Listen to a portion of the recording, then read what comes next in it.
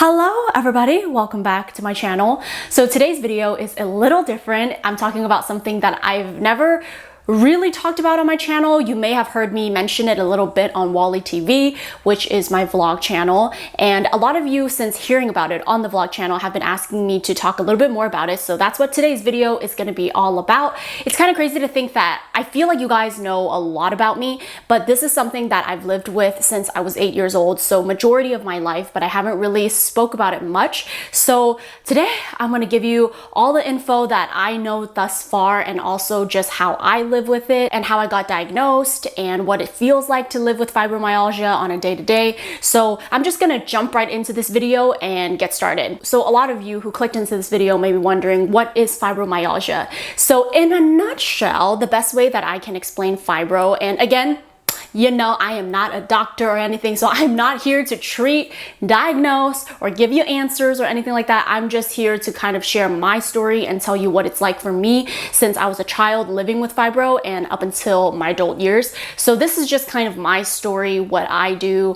But obviously, if you think that you may have this condition, you should definitely check with a doctor and not just base it off of this video. Fibro is basically described as a widespread musculoskeletal pain that can be throughout your body, can be in certain areas of your body. It also affects your mood. But overall, if you were to ask me in my terms, what is fibro? It is just widespread pain throughout your body. I also have my notes here on my computer, so you'll see me referencing my computer a lot because obviously I'm not a doctor. I don't know all the ins and outs of this illness, so I do need some help. Okay, so fibro is musculoskeletal pain accompanied by fatigue, sleep, memory, and mood issues. And researchers believe that fibro amplifies painful sensations by affecting the way your body processes pain signals. It is chronic pain that can be temporary or can be lifelong, or it can last a couple of years, go away. It's very different for many different people. So the next question brings me to, when did it start for me? So I kind of want to give you guys a little bit more of a story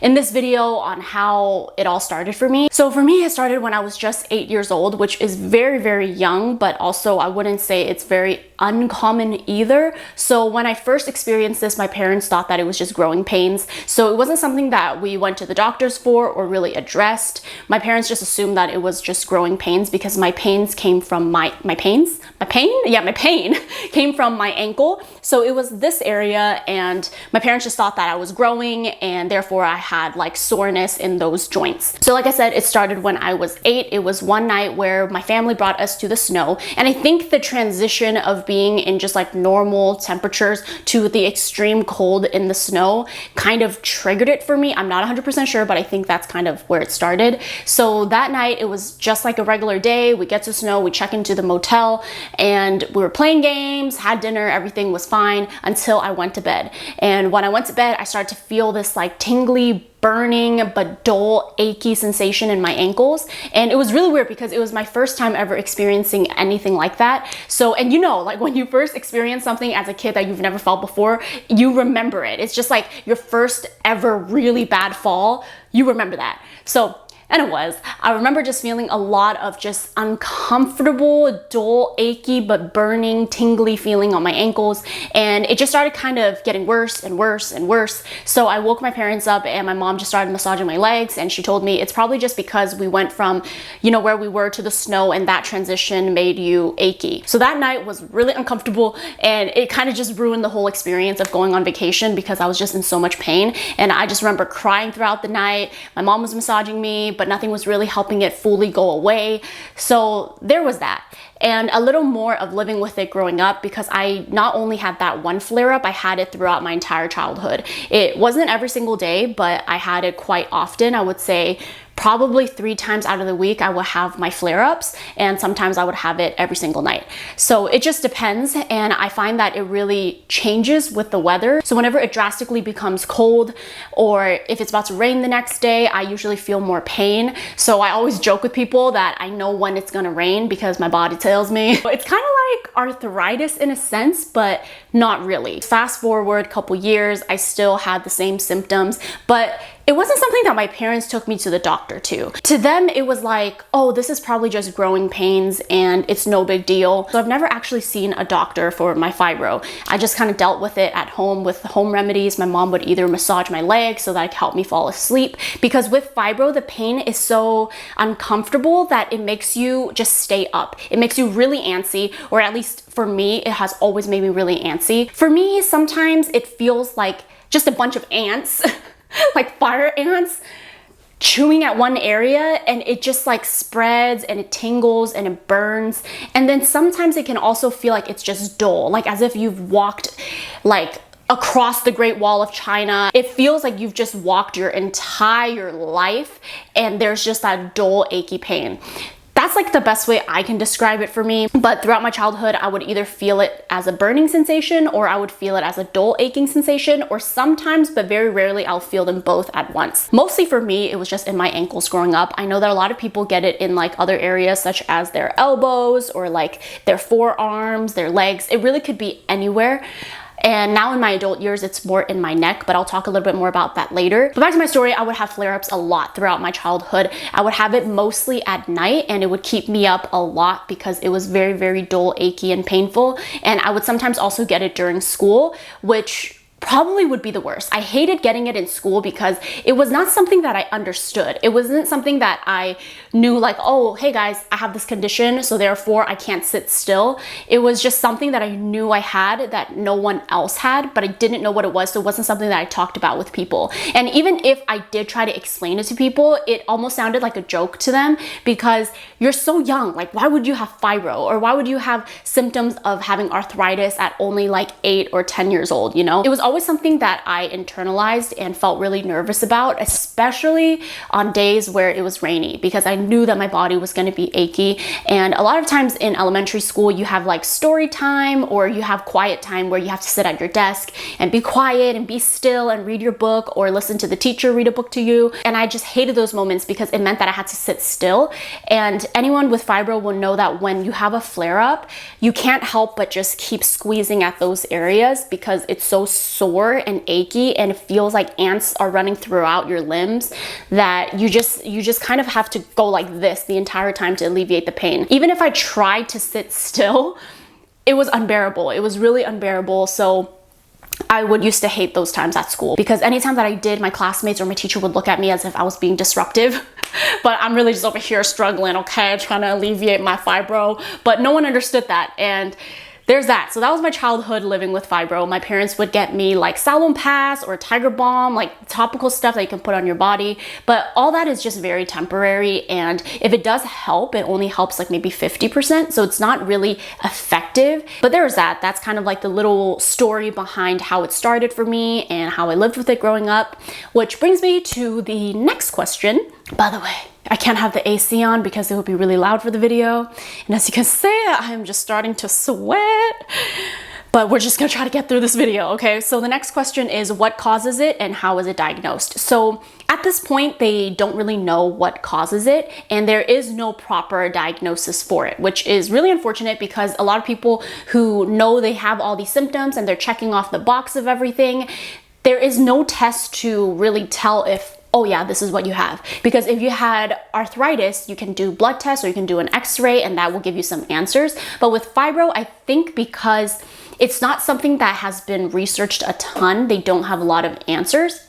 So that's what I know about it. I don't know, maybe there's a doctor out there somewhere that has the information, but so far from what I have been told, there is no test that you can really run. Typically, doctors just ask if you have these symptoms, and if you check all the boxes or if you check majority of the boxes, then there you go, girl, you got fibro. So that's kind of how I was diagnosed with fibro 2 years ago. I was always told that I had arthritis because it runs in my family. My grandma has arthritis. I think it was in high school when the symptoms were really bad because I was also cheerleading and dancing, and that just did not help the pain. In high school, I did get seen for it, but the doctor was just kind of whatever about it. Even the doctor didn't really believe that at my age I would have anything like arthritis or like body aches like this, which honestly, what a bad doctor she was. I feel like if I was a doctor, I would run all sorts of tests to help my patient, you know? But anyways, my doctor just assumed and told me that you probably have rheumatoid arthritis. But it wasn't until 2 years ago when I moved to LA and I found a new doctor. She ran a test for arthritis and I do not have that. So that's when she concluded that I have fibromyalgia. Oh, I'm getting really hot in here.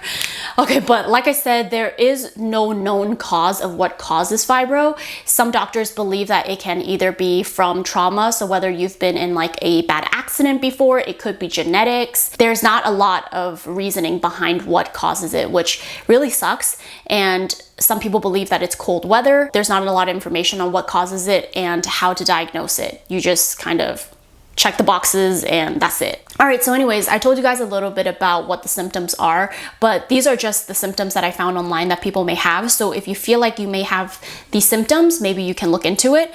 But the most common one is obviously widespread pain, which is what I have. Right now in my adult years, I have it mostly in my neck and my shoulders. I also get it in my ankles still. And last week I had it really bad throughout my entire body. So it's widespread pain. It can be in one area, but it can also just be spread throughout your body as well. You get fatigue because a lot of people who have fibro, you can't sleep very well at night. So the next day you're very tired, which is something I experience all the time.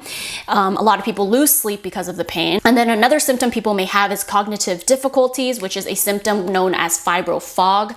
So this impairs the ability to focus, pay attention, and concentrate on mental tasks. And then fibro often coexists with other painful conditions such as IBS, irritable bowel syndrome, migraines, and other types of headaches, which I get migraines almost 4 to 5 times a week because my pain is in my neck, and anytime I feel pain in my neck, I feel it in my head, and then it becomes a migraine or just a really bad headache. You can also have interstitial cystitis, which is a painful bladder syndrome, which is also something I have. If you follow my vlog channel, you know that I deal with bladder problems. And you may also have TMJ, which is a jaw disorder. Those are kind of the symptoms, and wow, your girl was really sweaty, so I need to turn the AC on soon, but let me just get through this video. There's just a lot of information, and I hope I'm not boring you guys, but I'm sure if you've made it to this far of the video, you probably suspect that you have something similar, or maybe you know someone with similar symptoms and you're just trying to learn a little bit more.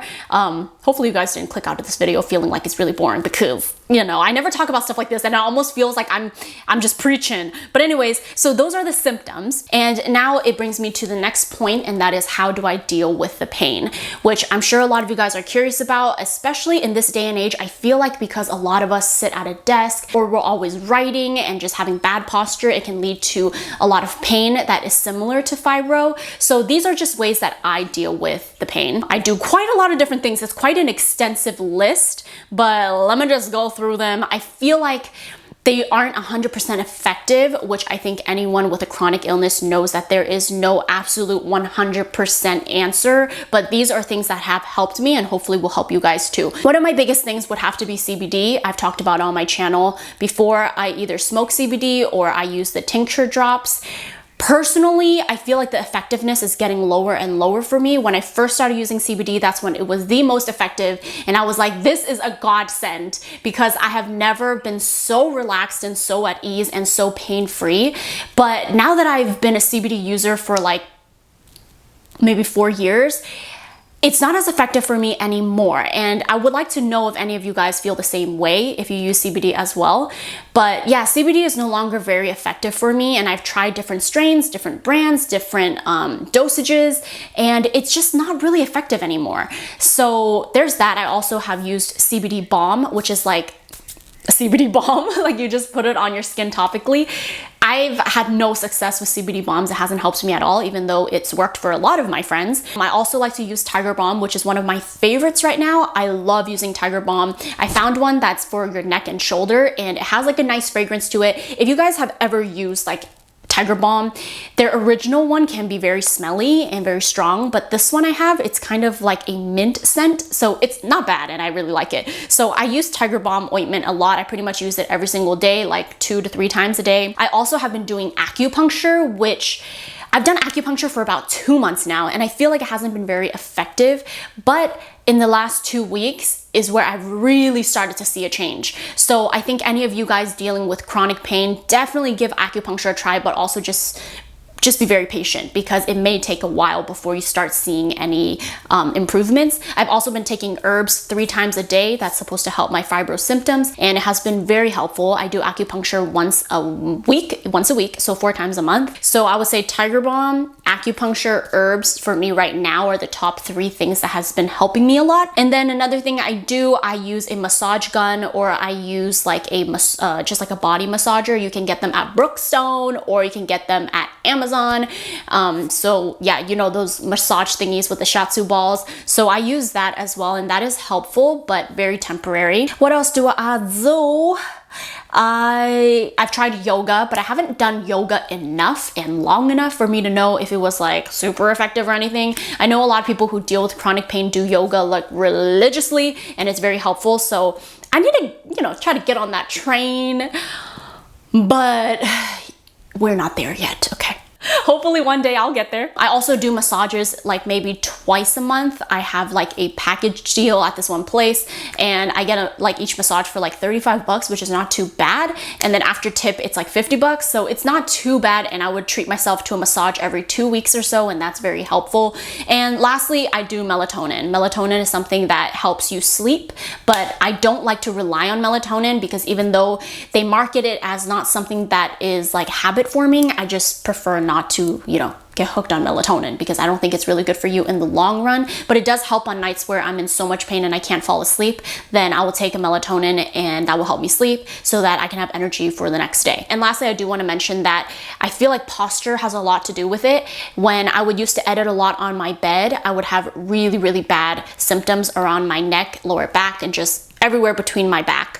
And I truly believe that posture has a lot to do with it. So these days I'm always at a desk sitting upright to work. With fibro, it's just something that you kind of have to gauge and see what works for you. And a lot of people unfortunately live with it lifelong or many, many years at a time. So just keep in mind, like, just don't lose hope. I know that there are moments where it feels very hopeless. Like, I have moments where I lay in bed at night and I can't sleep because of the pain, and I'm just crying because I feel very defeated. But just know that as long as there's something that can sort of help alleviate the pain, it's better than nothing. So try to have that positive mindset towards it, because I've definitely been in a really deep, dark hole regarding this problem because I've just had it for so long that it's become really emotionally draining and limiting that, you know, it brings me down sometimes. But I always try to remind myself in those times that even though this is something I live with and I can't cure it or find the answer 100%, I can at least feel 50% better through some of these home remedies that I do. Which brings me to the next thing I want to talk about, and that is, what is life like living with it? And I don't even know how to really talk about this part because I don't want to come off as like, oh, this is so sad and like this is what I live with, because obviously I know that it's an unfortunate illness. You know, it's not something that anyone wants to live with, but the reality is a lot of people live with it. And I just want to bring positivity into this situation because I know so many people may deal with it, and I've been in that position before where I feel so down and so defeated. But I hope that in this video I can help bring some joy to you. As cheesy as that sounds, but like, I really get it. You know, I really fucking get it. It's so like limiting sometimes, and it just takes away from your life. Some days you think that you know you have your day planned out, but you have a fibro flare up and you are just bedridden the entire day. So I understand, you know, and I hope that when I talk about what it's like living with it, it does not make you feel hopeless either. I guess what I'm trying to say is that I hope that it makes you feel less alone, knowing that you're not in this by yourself, and that a lot of other people who may appear very normal on social media, like myself, I deal with stuff like this too, and I've dealt with it for so many years, and I just try my best to stay positive. So I'm gonna talk a little bit about what is life like now, but please know that I'm not trying to make this seem sad or like for you guys to feel sorry for me or anything like that. Anyways, here we go. I feel like I'm giving such a big disclaimer, but I truly just don't want this to come off as like I'm asking for sympathy or that I'm just making the situation so sad, because I really have found the light at the end of the tunnel with this. And even though some days are rougher than others, I still just live with it and I deal with it. So life on a day-to-day is waking up with pain. From the moment I wake up until the moment I go to bed, I'm usually feeling some sort of pain. Sometimes I wake up in so much pain that it takes me a while to get out of bed because it's just achy all over, and sometimes because I'm feeling so much pain and tension in my neck, it makes me very lightheaded. So getting out of bed can be very difficult sometimes because the moment I stand up, I feel like I'm gonna fall over. And then sometimes I'm working at my computer and I feel just a lot of pain throughout my hands and my feet, and it feels like I can't work. Most of my pain is usually at night. So anytime past like 6 p.m. is usually when I start to feel pain, and it's difficult for me to sit up sometimes because the pain is in my back. And usually my night routine consists of Wall giving me a massage, or it consists of me using massagers to help alleviate the pain, or putting on ointment or smoking CBD. That's kind of how like a day-to-day is like for me. So that's kind of what life is like every single day. But to wrap up this video, I just want to reiterate how important it is for you to know that you are not alone, whether you're dealing with fibro or another chronic disease, that you are not alone. There are so many people that you may see online that you think live such normal lives and don't deal with things behind the camera, but they do. I hope that whatever you're going through, that you can find some sort of comfort, and even if you don't find immediate comfort, that you know that you are not alone, and that the more you talk about it, even though there are times where you just don't want to share, it can be helpful for you to share it to people that care about you. Don't be afraid to reach out and talk about whatever you are going through, obviously to people that you love and care about, and that people who love and care about you. So that's kind of how I want to wrap up this video. I hope it wasn't too boring, but I hope that it was informative enough for any of you who have been curious about this. And yeah, I think that's all. I wish you all the best of luck. I hope that whatever you're going through, you will get through it, and that I pray and I hope that one day you will find comfort, or hopefully that it will be today that you can find something that can make you smile through whatever you're going through. So thank you guys so much for watching. Please comment down below if you have anything you want to share, and I'll see you guys in my next video. Thank you so much. Bye.